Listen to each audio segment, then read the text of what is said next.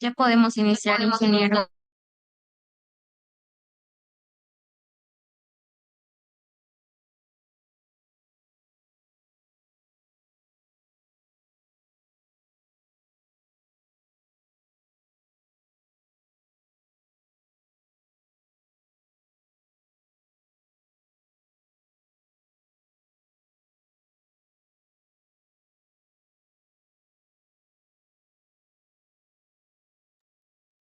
Ok,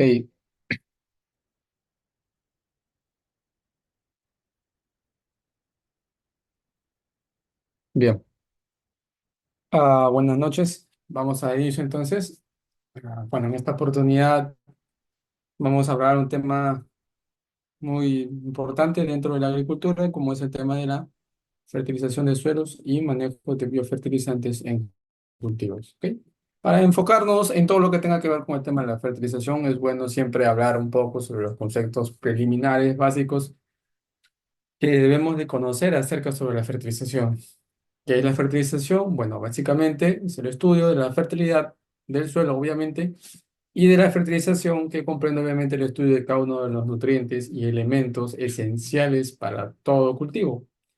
Y cuando hablo de todo cultivo, pues hablo de cultivos en generales. Hablamos de frutales, hablamos de hortalizas, oleaginosas, gramíneas, cereales, en fin, todos los cultivos que en la actualidad se cultivan y se producen.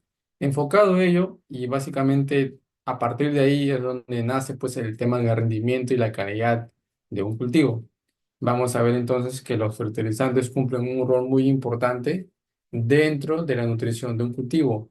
Y es ahí entonces donde nace el manejo, la práctica de fertilización que como bien lo mencionan, no es nada más que aplicar los nutrientes que la planta necesita para su adecuada producción y rendimiento. ¿Sí? Entonces, desde ese punto de vista, entonces la fertilización abarca el poder nosotros conocer más acerca sobre los manejos y los nutrientes que incorporamos a la planta.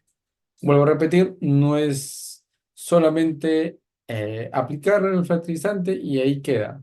¿Sí? Hay muchos parámetros que se deben de considerar y tener en cuenta, obviamente, para poder permitir pues que mi cultivo logre el rendimiento que yo quiero. Ejemplo de ello es pues, por ejemplo, de que cuando nosotros tenemos un cultivo en una etapa fenológica, es importante hacernos la pregunta de qué aplicar, cuándo aplicar, para qué aplicar y por qué aplicar. ¿Sí? Y a partir de ello nace otras preguntas que es, obviamente, qué fertilizante voy a usar, en qué momento lo voy a aplicar, cómo lo voy a aplicar y qué tipo de fertilizante voy a utilizar. Entonces, todas esas preguntas son importantes que nosotros nos las hagamos y obviamente para poder tener una buena fertilización radica pues en conocer cada uno de esos conceptos.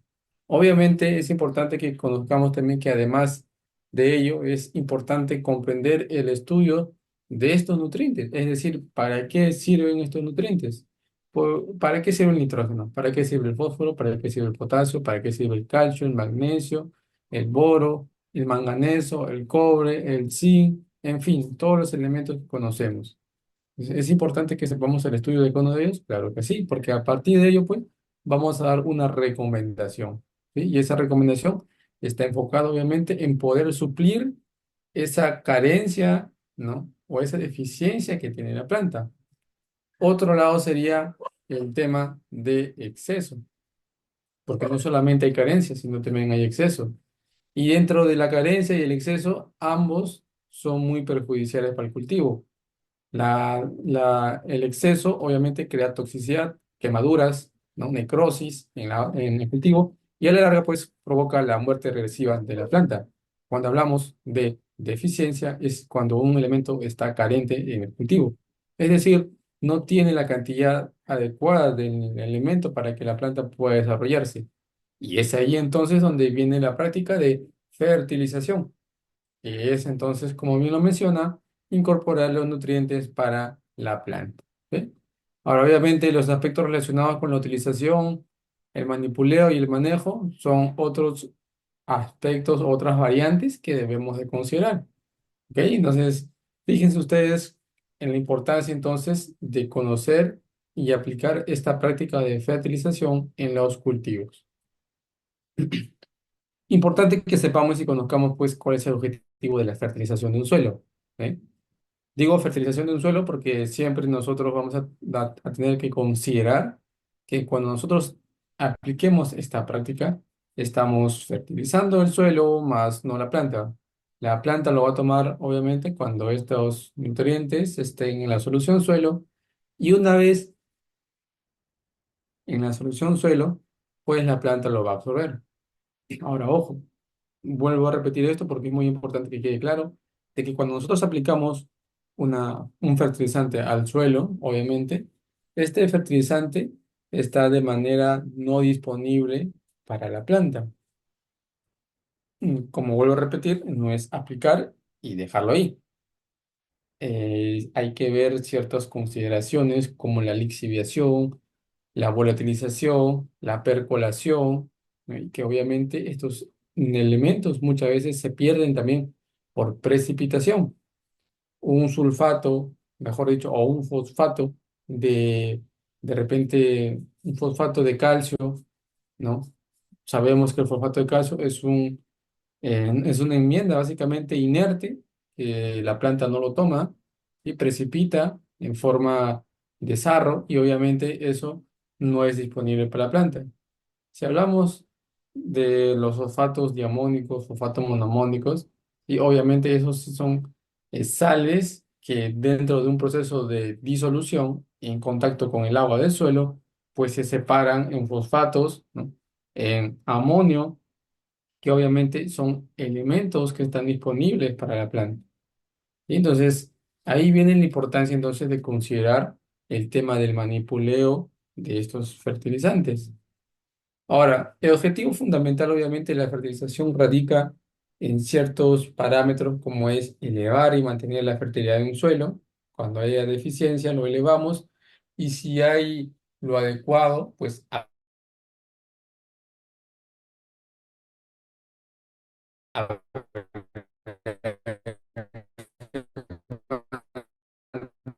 aumentar la productividad del cultivo, ¿sí? Incrementar la rentabilidad del cultivo, mejorar la calidad del nuez y del grano en caso de cultivos, por ejemplo, que trabajemos con cultivos, por ejemplo, de secano, ¿sí? Es importante que sepamos que mejora la calidad, establece también un balance entre los nutrientes, ¿sí? Suple los requerimientos nutricionales, restituye obviamente las pérdidas de nutrientes y logra tasas de excelente calidad. Van a haber pues elementos como es el potasio, obviamente, el calcio, el boro, el molibdeno, que influyen bastante en la calidad de la fruta. Calidad de la fruta y calidad del cultivo que obviamente se ve reflejado en un éxito para el agricultor y para la persona pues obviamente que está produciendo sus cultivos.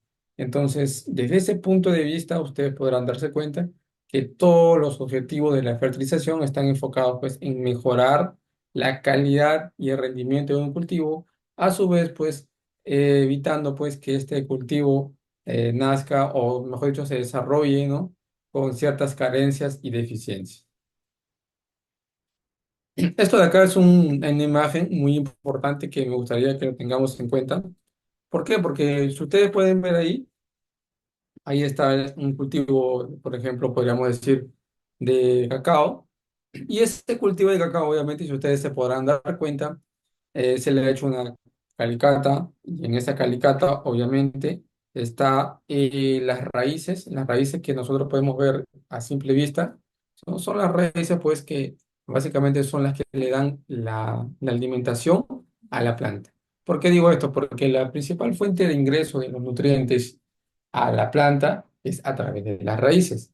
Y habrá unos que podrán decir, pero también existe fertilización foliar. Y sí, desde luego, hay otra nutrición que es aparte, obviamente, de la nutrición edáfica, es la nutrición foliar, que como su mismo nombre lo menciona o lo dice, obviamente, la nutrición que está aplicada a las hojas del cultivo. Pero es importante que sepamos y tengamos en cuenta que esa nutrición foliar, como bien llamada, nosotros la conocemos, no es la adecuada o la correcta. Es simplemente un tema de poder suplir la carencia de ese elemento en el momento exacto que el cultivo lo necesita. No obstante, la deficiencia o la carencia siempre va a estar ahí. ¿Por qué? Porque obviamente es un tema temporal. Hoy día yo aplico pues un nutriente a mi cultivo, vuelve a desarrollarse nuevos brotes, nuevas hojas, ¿no? Y esos nuevos brotes y esas nuevas hojas van a seguir teniendo esa deficiencia o esa carencia. Y entonces, obviamente, la planta va a seguir mostrando esos síntomas. Entonces, para que eso no se note, no se vea, la nutrición edáfica a través del suelo es la más adecuada. En esta imagen que ustedes pueden ver acá, que es la capacidad de intercambio catiónico de un suelo, la capacidad que tiene una planta, obviamente, ¿no? De poder absorber los nutrientes de la solución suelo. Esto celeste que ustedes pueden ver acá es la solución del agua. Y esta parte de acá que ustedes pueden ver es la partícula del suelo. Recuerden, cuando nosotros hablamos de suelo, hablamos que el suelo es un ente, obviamente, eh, tridimensional y trifásico. Tridimensional porque tiene largo, ancho y profundidad, y trifásico porque tiene tres fases: fase sólida, fase líquida y fase gaseosa. En la fase líquida, pues tenemos el agua, que está formando parte del suelo.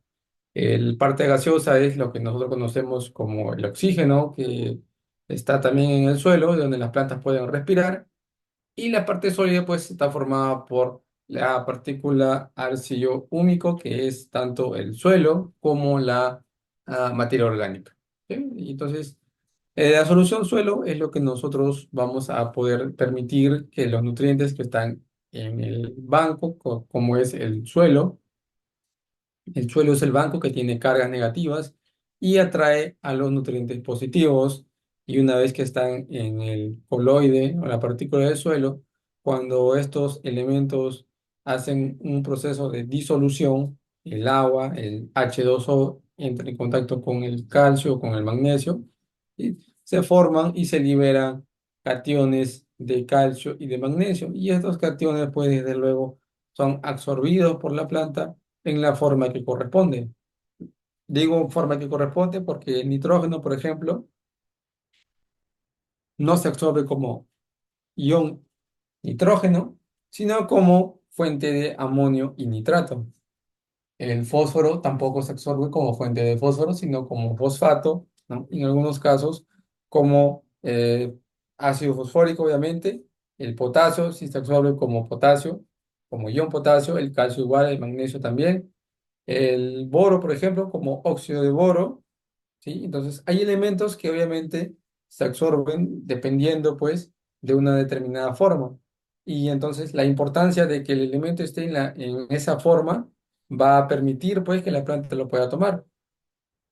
Hay plantas que obviamente absorben una determinada fuente o, mejor dicho, prefieren una determinada forma que la otra. Por ejemplo, el arándano, que es un arbusto muy conocido, absorbe el nitrógeno como, principalmente como fuente amoniacal. No es que prioriza o mejor dicho, solamente toma como fuente amoníaca. No es eso, sino que lo toma preferentemente como fuente de amoníaco, ¿sí? Amonio. Entonces, también absorbe como fuente de nitrato, también, pero la fuente más importante de absorción de nitrógeno para el cultivo de arándano es la fuente de amonio. Un cultivo de palto prefiere, por lo contrario, nitratos que amonio. ¿Y en qué radica esto? Pues obviamente en que el cultivo de arándano necesita acidez para poder desarrollarse. Y el amonio es el NH3, que obviamente cuando entra en contacto con el agua se liberan los iones de nitrógeno y se liberan los iones de hidrógeno. ¿Y qué es lo que ocasiona el hidrógeno en el suelo? Ocasiona acidez, ¿sí? Al igual que el aluminio, el nitrógeno da acidez al suelo y eso permite pues que entonces el cultivo de arándano, como necesita acidez dentro de su sustrato para poder desarrollarse, por eso es que prefiere esta forma de amonio. ¿Sí? En cambio, el nitrato, pues obviamente, al contrario del amonio, pues libera iones que le permiten alcalinizar el suelo y por eso pues que los cultivos como el palto, el mango, las granadas, ¿no? La vid, ¿no? Le prefieren más la fuente de nitrato, ¿sí? Pues ahí tienen las raíces secundarias, las raíces principales, los pelos absorbentes que son muy importantes para la absorción de los elementos como el calcio. Si no hay pelos absorbentes, no hay absorción de calcio ni de magnesio. Entonces, por eso es que la planta muchas veces presenta deficiencia de calcio por la falta de, digamos, pelos absorbentes. Y obviamente a través de ello, pues se realiza el ingreso de los nutrientes. Recuerden que la entrada del agua a la planta se realiza por medio de las raíces y este proceso se llama transpiración. Y obviamente consiste en la pérdida de agua en forma de vapor hacia la atmósfera. Mayor transpiración, mayor absorción de agua, ¿sí? Menor transpiración, menor absorción de agua. Dentro de de la fertilización, obviamente en el suelo es importante realizar ciertas prácticas como es el muestreo de suelo. El muestreo de suelo, como ustedes podrán darse cuenta, pues es importante porque a través de ello nos puede permitir dar una recomendación y a su vez un diagnóstico de la cantidad de nutrientes que tiene el suelo y a través de ello permitir mejorar, ¿no? la nutrición de mi cultivo. Es como en la parte médica, ¿no? La parte médica, ¿qué es lo que hace el médico para poder recetar o dar una recomendación? Un análisis, ¿no? Por eso es que muchas veces nosotros nos mandamos a hacer análisis. ¿Por qué? Porque a través de ello, pues, el- la persona, en este caso el médico, puede dar una recomendación en base a ese análisis que le permite, pues, ver valores, cifras, porcentajes, cantidades, números de los elementos y de los nutrientes que nosotros tenemos dentro de nuestro cuerpo, ¿no? Y que a través de ello, pues, vamos a obtener, digamos, la respuesta al problema el cual se presenta. Lo mismo pasa en la planta, ¿no? A través del análisis podemos permitir y conocer, pues, cuáles son esos elementos que están carentes en en el suelo y que por ese motivo pues la planta no lo puede absorber. ¿Sí? Entonces, es una práctica muy importante en la mayoría de las zonas de los cultivos, ¿no? Obviamente realizan esta práctica. Ahora, hay algunos que obviamente no cuentan con las necesidades, con la economía para poder realizar un muestreo de suelos. Sin embargo, es importante que tengamos en cuenta que en lo posible que podamos, es importante realizar un muestreo de suelos.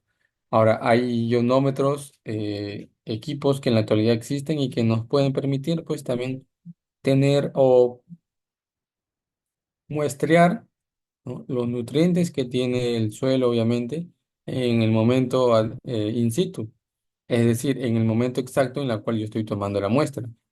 Hay ionómetros de calcio, de magnesio, de pHímetros, conductímetros, de cloros, de sodios, que obviamente eso me va a permitir a mí a poder pues tener una idea más clara de cuáles son los elementos que tiene el suelo. Otras prácticas como es poder saber la cantidad de carbonatos que tiene mi suelo, ¿sí? Puedo utilizar de una manera práctica ácido y por ahí pues bicarbonato de sodio. Obviamente, el bicarbonato de sodio diluido en una solución de agua destilada incorporado al suelo va a permitirme conocer si es que el suelo efectivamente tiene problemas de acidez. Porque recuerden que lo contrario a la acidez es la alcalinidad y lo al contrario a la alcalinidad es la acidez. Si yo tengo un suelo ácido y yo aplico eh, bicarbonato, ¿qué es lo que voy a hacer? Voy a hacer lo inverso y eso va a ocasionar pues que haya una reacción en el suelo. ¿Cómo se determina la presencia de acidez en un suelo? Aplicando bicarbonato o obviamente diluido en agua. Si esa solución de bicarbonato con agua la aplicamos al suelo y empieza a aparecer una efervescencia en forma de burbujas, ¿sí? Bueno, obviamente nos da la idea de que tenemos presencia de suelos ácidos. Por el contrario, si aplicamos ácido a un suelo y nos produce una efervescencia, pues estamos frente a un suelo, obviamente, alcalino.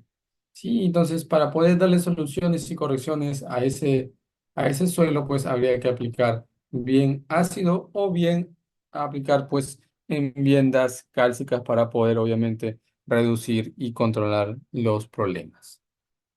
Bueno, acá hay algunas recomendaciones que muestran obviamente cuáles son las profundidades adecuadas para tomar el muestreo de suelo.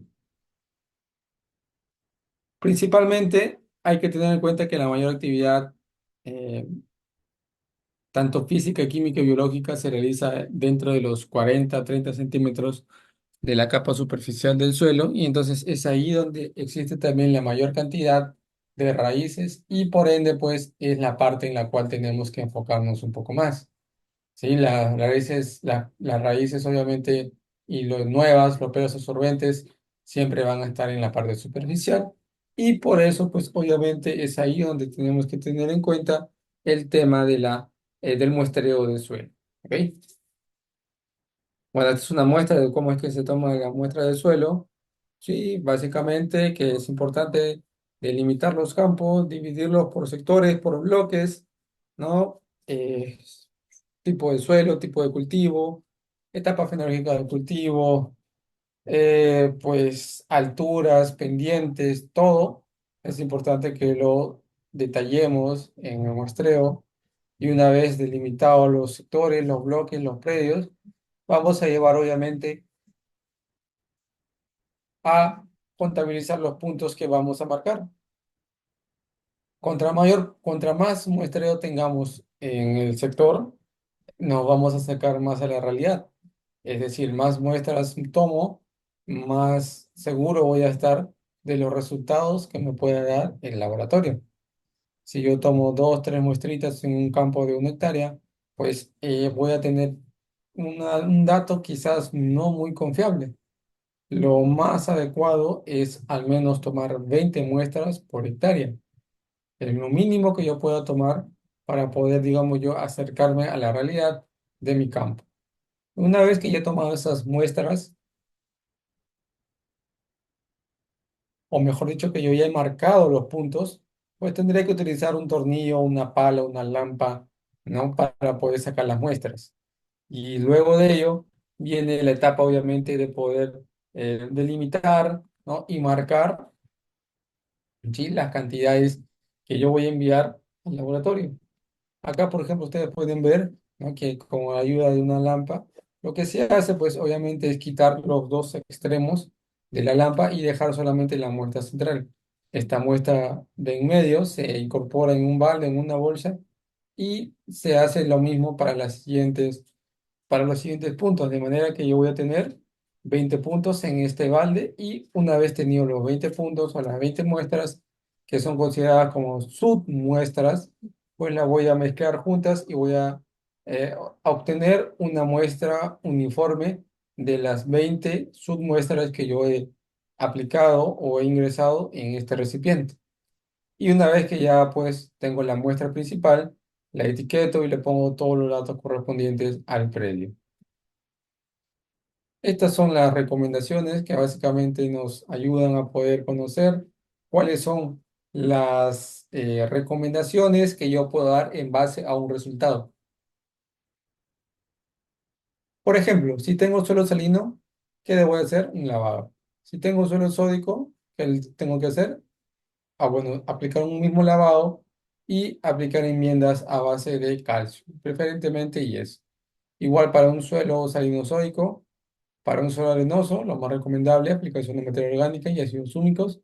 Para suelos calcáreos, sí que tienen carbonatos, incorporar azufre y este azufre se libera en forma de ácido y pues reduce la cantidad de carbonatos. Y suelos ácidos a través del encalado. Entonces es así como nosotros vamos a dar correcciones que van a ayudar a mejorar la calidad y la fertilidad de un suelo.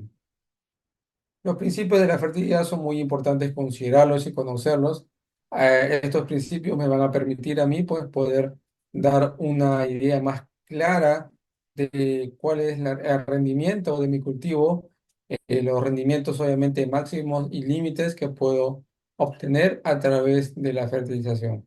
Por ejemplo, La respuesta de rendimiento de un cultivo incrementa la dosis de un determinado nutriente.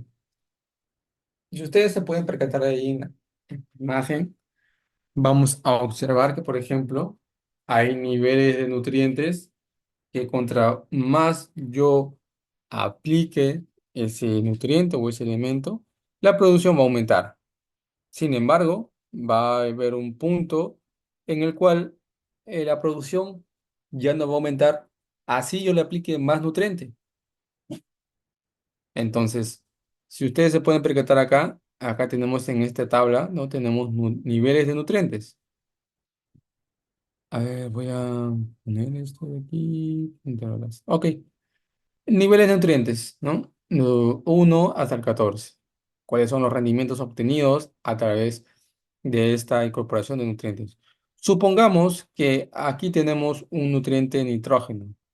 Y este nitrógeno, yo le aplico, por ejemplo, una unidad de nitrógeno a mi cultivo, lo cual me permite tener un rendimiento de 2 toneladas por hectárea.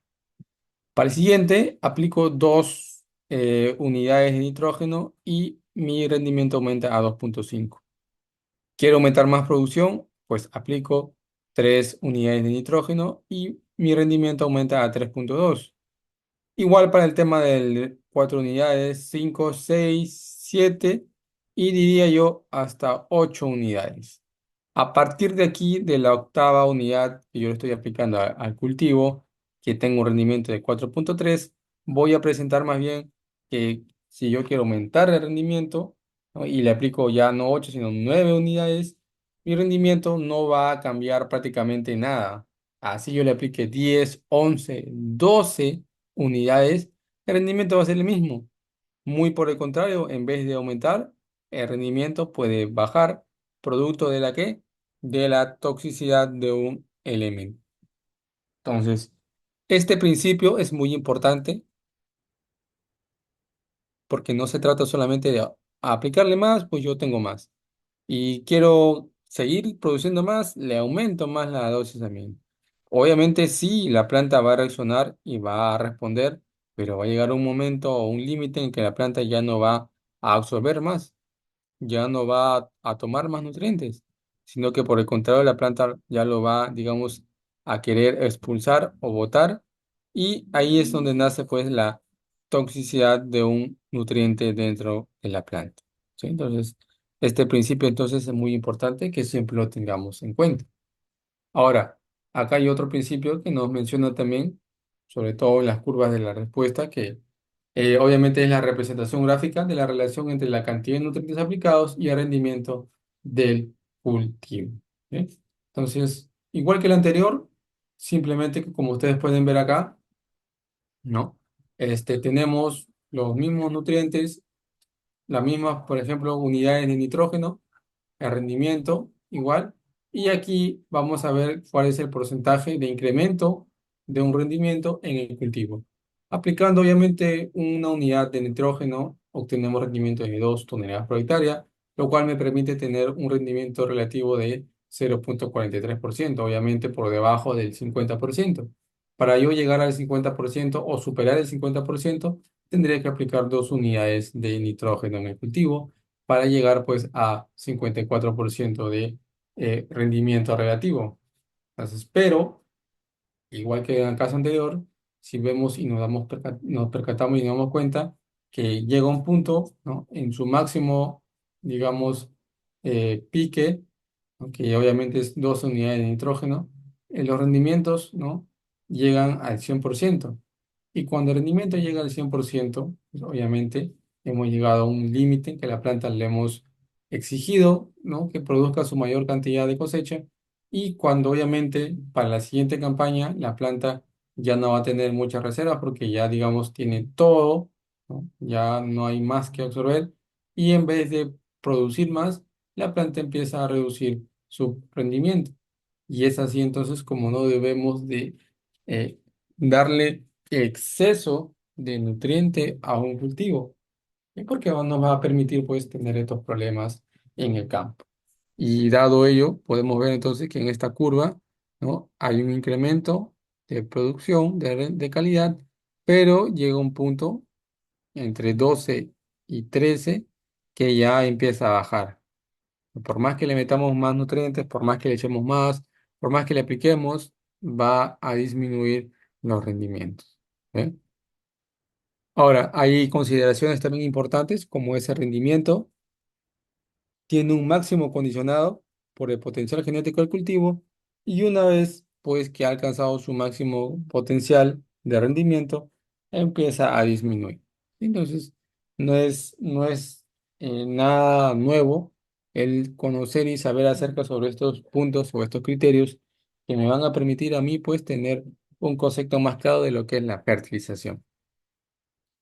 Bien, entonces para ello existen requerimientos nutricionales para determinados cultivos. Obviamente, esto es un ejemplo que muchas veces no es real en mi campo, dado que mi campo tiene otras características, tiene otro tipo de suelo, tiene otro ambiente, otro clima, otra calidad de agua, ¿no? Entonces, todo eso va a influenciar bastante en que no solamente veamos que, bueno, acá dice que necesito, por ejemplo, para el cultivo de maíz, 120 unidades de nitrógeno, 50 unidades de fósforo y 120 de potasio, ¿no?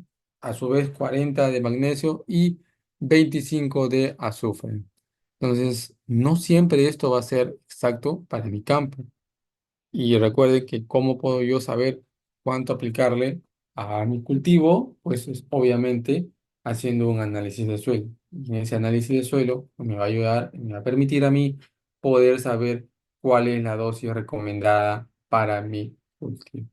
Sin embargo, puede ser que tengamos una idea, una guía más o menos de cuánto es el elemento, o mejor dicho, cuál es el elemento más elemental en estos cultivos.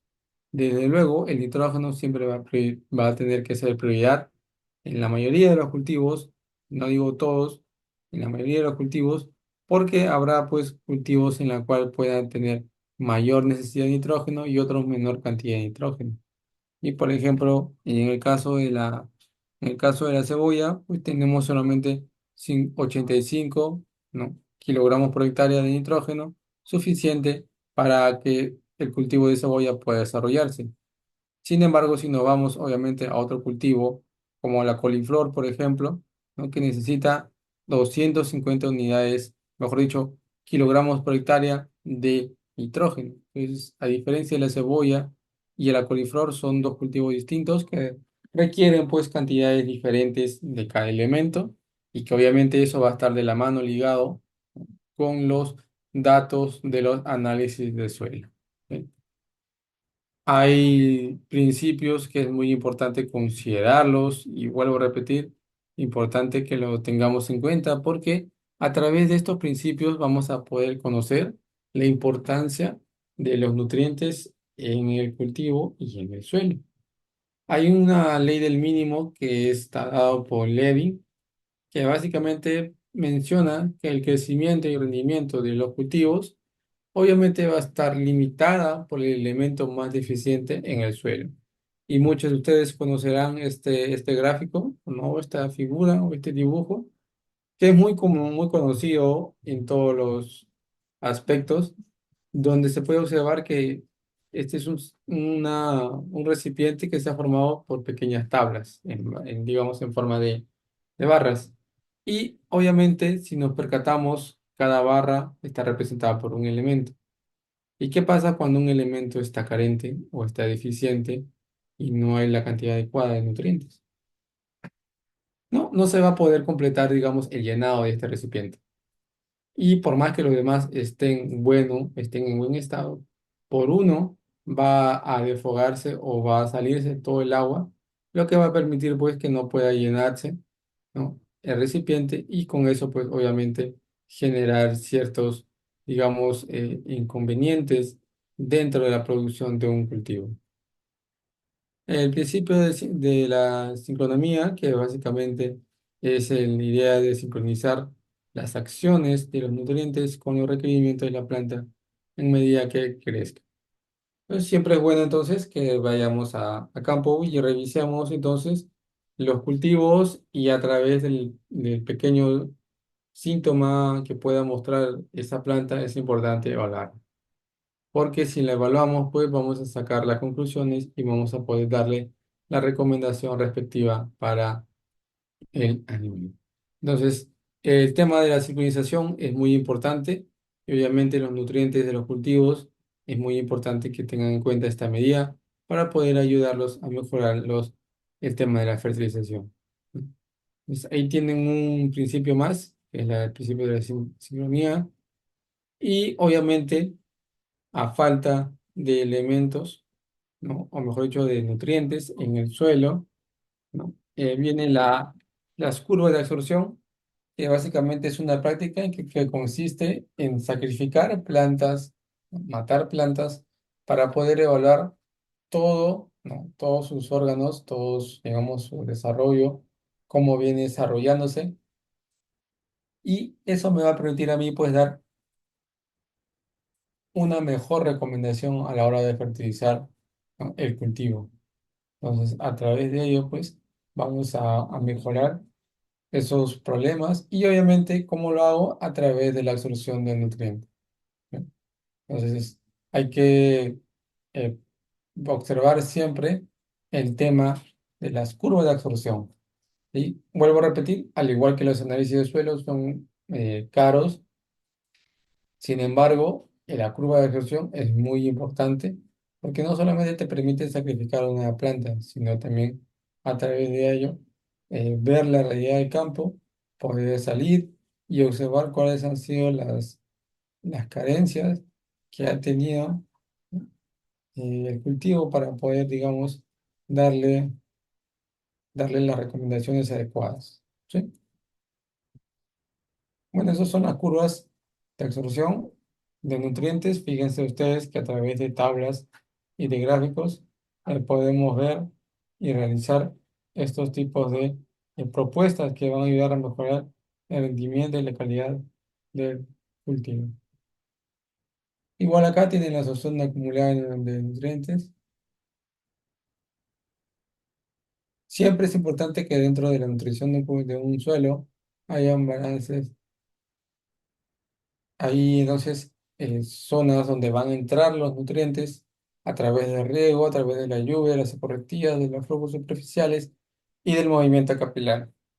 Ingresan a la planta, pero a su vez salen por medio de la transpiración, por medio de la evaporación, por medio del flujo superficial y por medio de la escorrentía.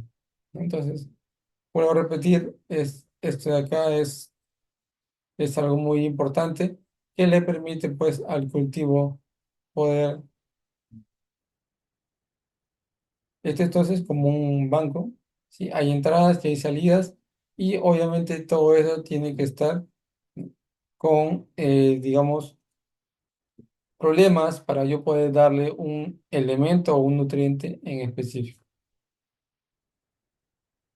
Bueno, acá hay actividad física y biológica que eso ya lo tienes que ver otra área y obviamente el tema es que a través de la fertilidad física, química y biológica, pues ahí tiene la fertilidad física, ¿no? Que se refiere a la condición de física que presenta en el determinado suelo, la tolerancia. Bueno, en cuanto a fertilidad actual y fertilidad potencial, no hay mucho que hablar.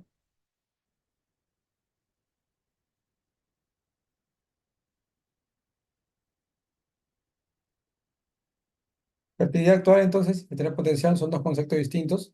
La fertilidad actual, obviamente, está enfocada obviamente en los nutrientes que aplicamos a través de los fertilizantes y que están en el suelo de manera disponible para la planta.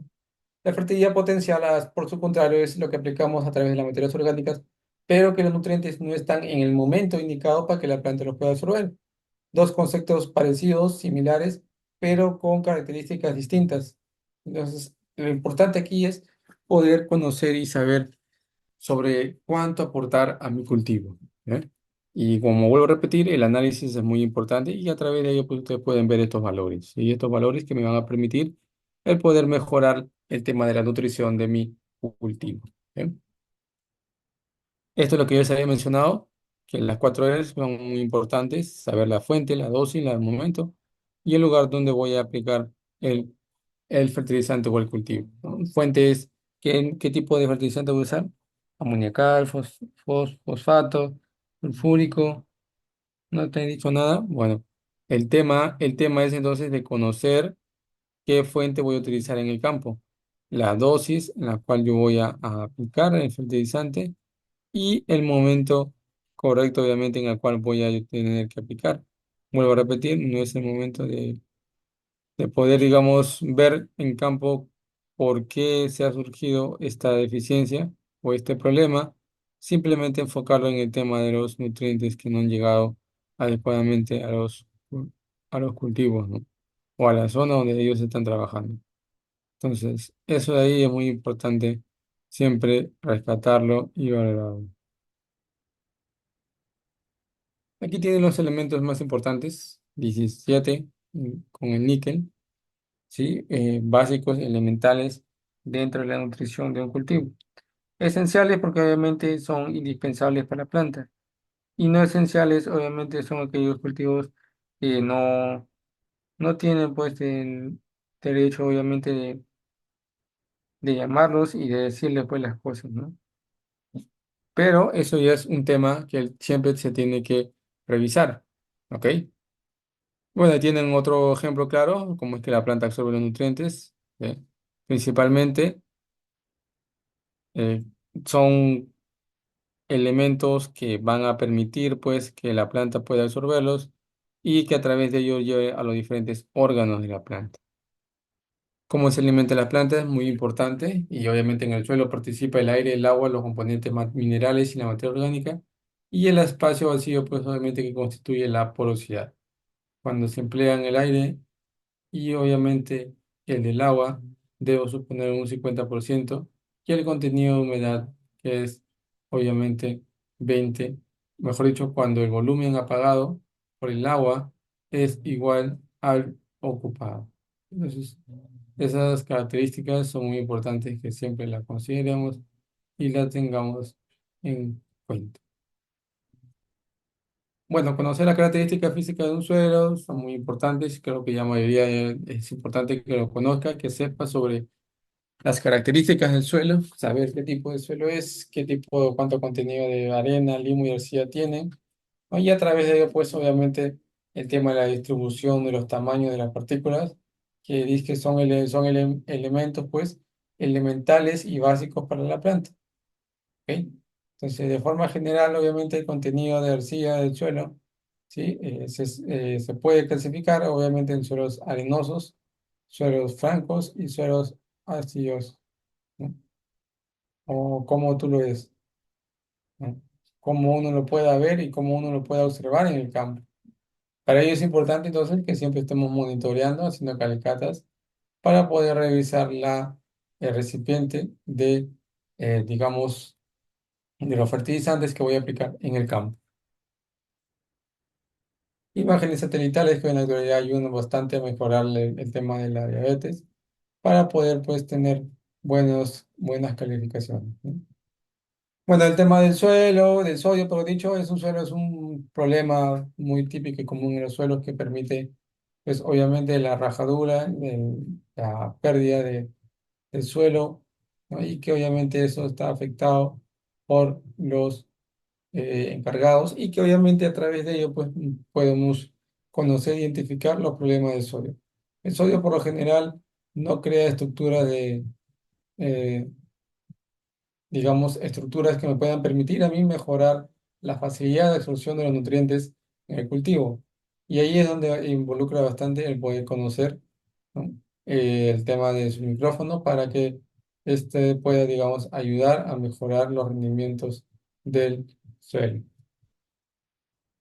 Entonces, estos son los parámetros que se utilizan en la muestreo de suelos.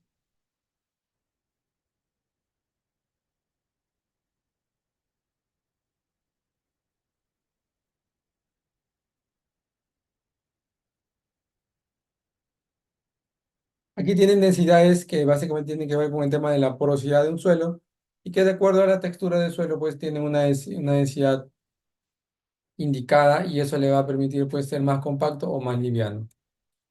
Bueno, tienen las fases de un suelo, fase sólida y gaseosa. ¿sí? Estoy regalando algunas pequeñas observaciones que puedas tener y que obviamente siempre nos estés comunicando cuando estaría allá. Y eso pues es algo muy importante a considerar. ¿Sí? Ahora, para terminar, ¿sí? Ya dejando un poco de lado el tema de la fertilización, es importante que tengamos en cuenta acá otros conceptos como son el tema de los biofertilizantes. Y bueno, si hablamos de biofertilizantes, hablamos pues de compuestos que van a ayudar también a mejorar la calidad de un cultivo. Y en ese sentido es importante que tengamos en cuenta, ¿no? Y a detalle, obviamente, el poder conocer estos biofertilizantes que no solamente aportan, digamos, valor nutricional al suelo, sino que también ayuda a descomponer ciertos materiales que desde luego no se pueden descomponer. Ejemplo de ello, pues, es obviamente los Bacillus thuringiensis, las micorrizas y los Nitrobacter, los Azospirillus, Azotobacter, que obviamente son microorganismos, hongos y bacterias que ayudan, pues, el tema de la nutrición y la fertilización de un cultivo. ¿Sí? Acá ustedes se podrán dar cuenta entonces que estos biofertilizantes ayudan a mejorar la calidad del suelo mediante el aporte de microorganismos bioreguladores. ¿Sí? Ahí algunos obviamente están pidiendo el tema de la producción de los bacilos y obviamente el tema de la producción de los bacilos es muy importante porque a través de ella pues podemos tener una buena actividad durante la campaña. Entonces ahí tienen la importancia de los biofertilizantes y como vuelvo a repetir, si nos vamos al objetivo básico de lo en qué consiste los biofertilizantes, ¿no? O mejor dicho, de los biofortificantes también, es obviamente cuantificar, ¿no? Y conocer la cantidad de nutrientes, en este caso el NPK y otros fertilizantes, en los biofertilizantes, como obviamente, ¿no? Productos que a partir de estos microorganismos van a poder permitir la liberación de esos elementos, ¿no? Hay también enmiendas, o mejor dicho, abonos a base de humus, a base de estiércol, a base de compost, que obviamente ayudan bastante a poder mejorar la nutrición de un cultivo. Adicional a ello, pues tenemos los trichodermas, que también son muy importantes para la salud y el desarrollo de los cultivos, ¿sí? Que obviamente eso va a permitir también incrementar las colonias. Estos biofortificantes, ¿no? Tienen el objetivo y la finalidad de poder reducir y mejorar el tema de la calidad de un cultivo. Pues ahí tienen ustedes entonces los tricodermas, que son muy importantes, ¿sí? Los Bacillus thuringiensis, que también ayudan pues a poder mejorar la descomposición de la materia orgánica y aportar los nutrientes que obviamente la planta o el cultivo lo necesita. ¿Sí? Entonces ahí tienen ustedes la importancia entonces de la comunicación y como es importante también aplicar los biofertilizantes en el momento indicado. ¿Sí? Entonces, ahí también está obviamente la práctica del lombricomposteo y el compost. Sí, el tema de aplicar estos biofertilizantes o biofortificantes es que a través de ello pues obtenemos una fuerza, ¿no? Considerable para poder, digamos, derrotarte y obviamente volver a llevarte a la de un lugar. Entonces, eso de ahí es un tema que nosotros como técnicos, ¿no? Algunos agricultores, agrónomos, debemos de considerar y tenerlo en cuenta, ¿no? Siempre es bueno hacer una lavada, ¿no? Y ir purgando siempre el tema de los gansos para poder evitar que se forman charcos, ¿no? Dentro del suelo.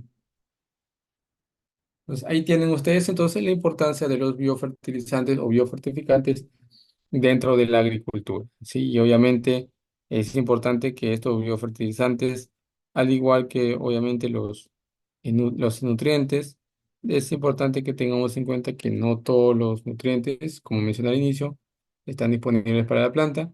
Y lo que sí es importante que el elemento está obviamente en la solución suelo. Entonces, Eso de ahí no creo que tome, obviamente, se tome una llamada de atención, sino que simplemente pues es que es importante que sepamos que hay laboratorios específicos que me permiten a mí poder almacenar estos biofertilizantes. ¿Sí? Entonces, eso de ahí es importante siempre tenerlo en cuenta, ¿no? Entonces, hasta aquí, obviamente, le estoy dando los conceptos básicos, obviamente, que involucran el tema de la fertilización del suelo y el uso de los biofortificantes, ¿sí? Entonces, damos, obviamente, por culminado esta clase, haciendo siempre hincapié que tanto la práctica de fertilización como la práctica, obviamente, de abonamiento, ¿sí? Que son dos conceptos distintos.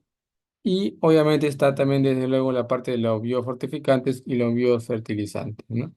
Son detalles muy importantes que involucran el poder nosotros conocer y saber, pues, la calidad que tiene un, un cultivo en base, pues, al uso de los eh, problemas que puedan ocasionarse en una pareja. Entonces, eso sería, digamos, todo concerniente al tema de hoy. No sé si hay, bueno, cualquier duda o inquietud que puedan tenerlo. Bueno, ahí estoy dejando mi número, mi correo, pues que en la cual me pueden hacer sus consultas, sus dudas y sus preguntas. Y los materiales, pues también se los harán llegar a cada uno de ustedes de acuerdo a su solicitud. ¿Sí? Bien, eso sería entonces todo por tema de hoy. Si cualquier duda o inquietud, estoy al tanto y Dios mediante, si lo permite, vernos en otra oportunidad. Que tengan un excelente fin de semana, cuídense bastante y nos estamos viendo en otra oportunidad. ¿Sí? Hasta luego. Muchas gracias, ingeniero. Buenas noches. Buenas noches.